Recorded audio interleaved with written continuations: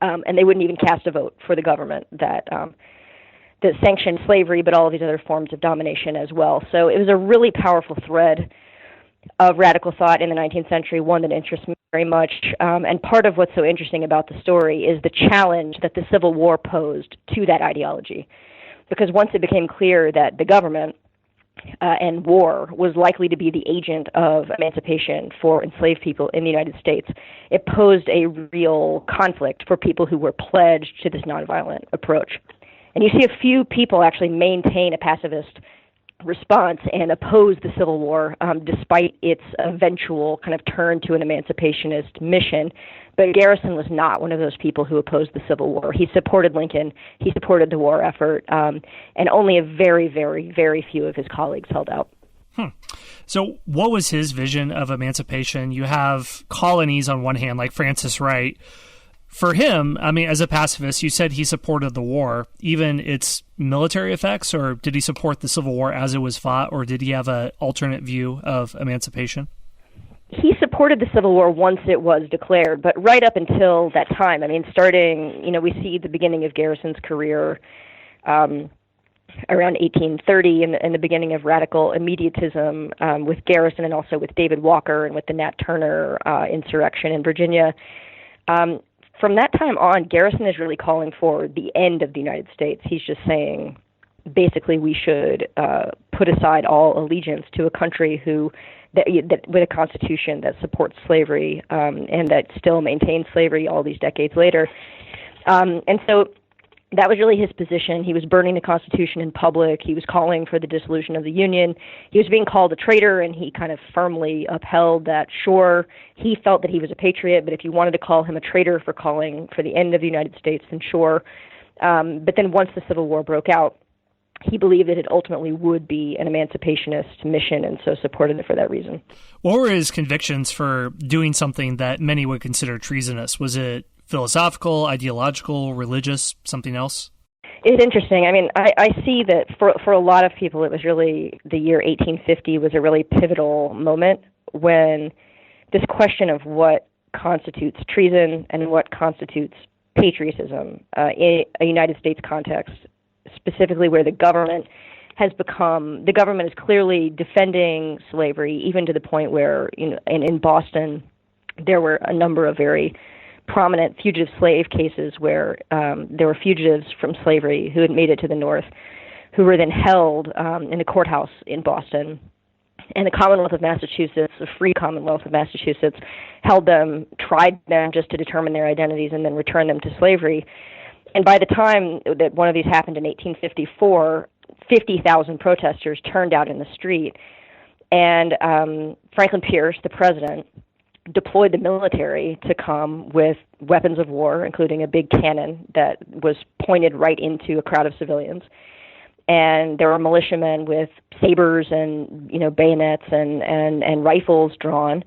And many people who were there kind of recorded that they felt for the first time that they were on the wrong side of, or that they felt that they were on the right side of the question, but that they were on the wrong side of the police and the military and the president and the law. And many felt that this is where an argument comes in, where many were talking about a higher law, which was the conscience, and which for some was religious and for others just has to do with an ethical commitment to humane values.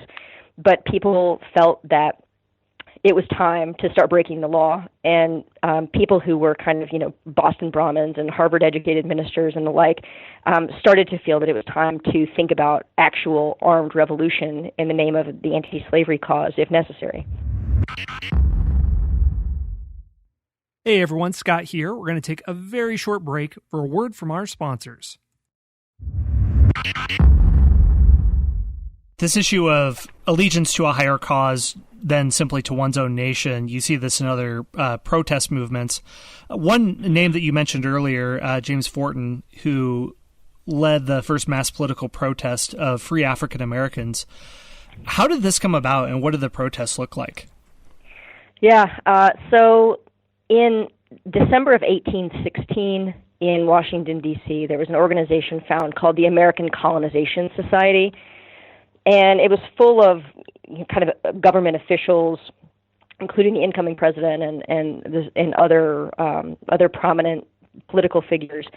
And the point of it was to figure out a way to fund the forced deportation of all free people of color, to create a kind of a sharper distinction in the United States so that there wouldn't really be free citizens of color. There would be the enslaved population, and then there would be white citizens.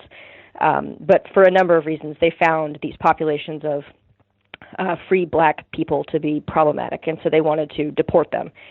And so the ACS was a very well-funded organization to try to figure out where to take them and how to pay for it and how to do it.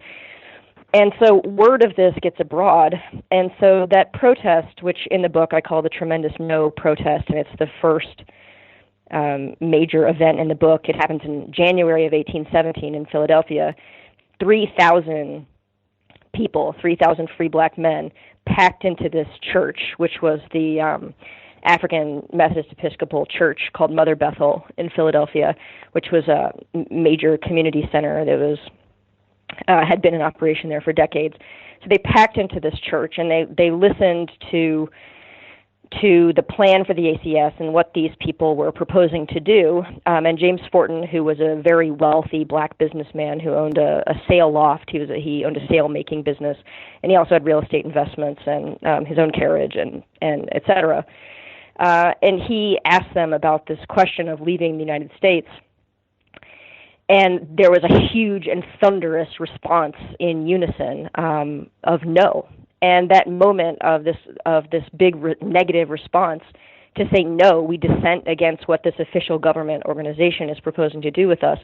That is where I start my story of the story of radical protest in the United States, is in that 1817 moment of African Americans saying we are American citizens, that we'll stand for that citizenship, and that we won't be dragged off by people who are claiming to shape our destiny. Yeah, it's interesting you mentioned that, because when I was looking at the Civil War and all the discussion of what happens after emancipation, even well into the 1860s, the idea of colonization is still floated and people still see it viable. But correct me if I'm wrong, it sounds like for the impetus for black Americans to remain and have full constitutional rights, it wasn't just something that happened because colonization wasn't practical or it was the most expedient, but it sounded like it had to take this political activism as well for it to come about. Do I have that right?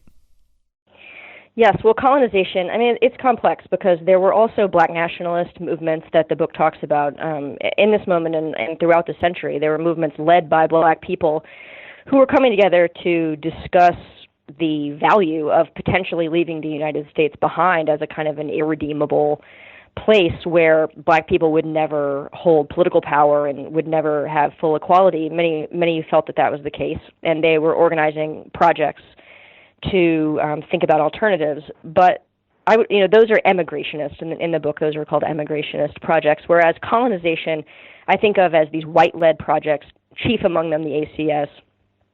There was an operation. It's true, all the way through the Civil War and well through the Reconstruction period. There were still plenty of people being shipped off to Liberia by the ACS during that time, and still people who were willing to sign up and go because the situation in the United States, even after the Civil War, was so dismal for many freed African Americans that some still felt like it was better to have a clean start somewhere else.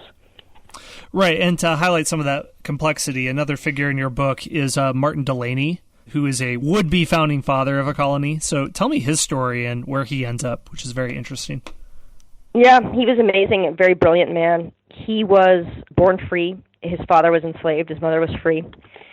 And he was an editor, and he was a writer. He wrote a novel, and he had his own newspaper, and he wrote a number of kind of political tracts and speeches.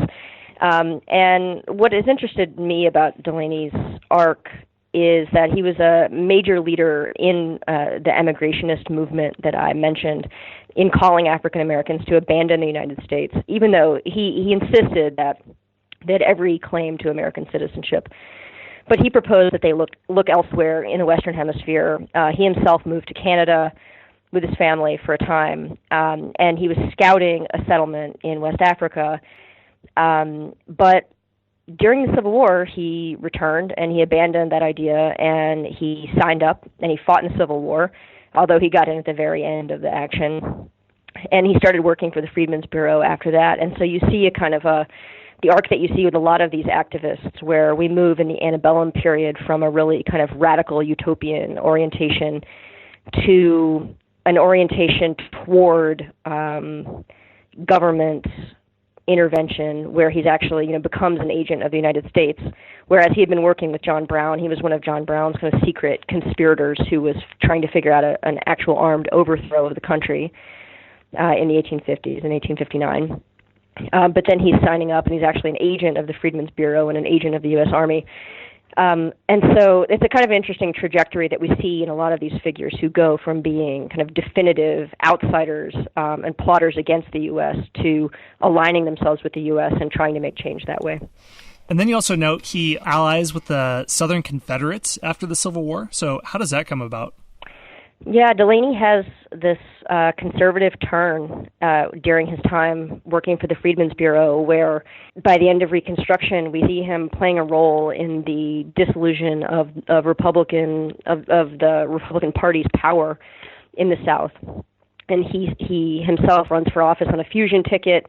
And this starts happening at the national level, too, where after the Civil War, the Republican Party was in power, which was a great thing for African Americans, and for a brief moment, African Americans had some electoral power in the South.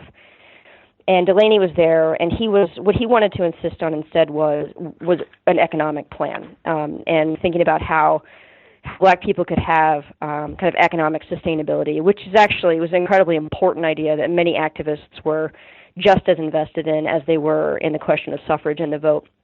But many of his writings at this time start to be really surprisingly conservative and accommodationist, and people like Frederick Douglass that he'd worked with for many, many years start to feel that they can't really recognize him. And so, we do see, and he's not the only person in the book. I mean, there are one of the trajectories that seems to be kind of common, or is at least kind of prevalent across movements, is that you see this kind of, turning back on one's very dearly held, longly held beliefs, and this kind of conservative turn later. And one other figure, too, that I was very intrigued by is you mentioned Marx Lazarus, a vegan from Alabama who called for sexual liberation. So what does a vegan mean in the 19th century? Would it be recognizable to one today? And how did he come about these beliefs? Oh, yeah. The Graham diet was the idea of Sylvester Graham, who is, we know his name because of the Graham cracker.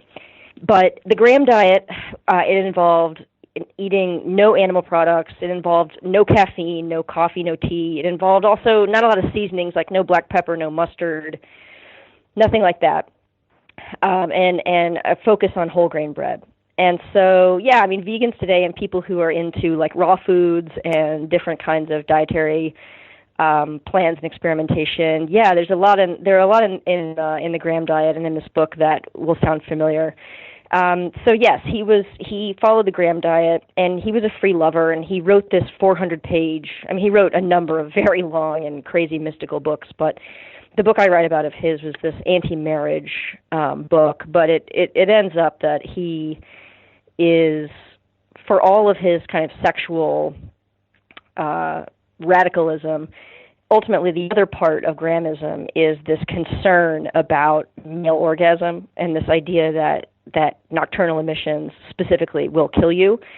And so in this book, there's this entire free love program of his, but in his book, he kind of reveals that he's suffering from this ailment that he believes is killing him. So he goes so far as to actually, at Brook Farm, while he's there, write a will, leaving his estate to the cause of Fourierist socialism, which is one of the branches of utopian socialism that I talk about.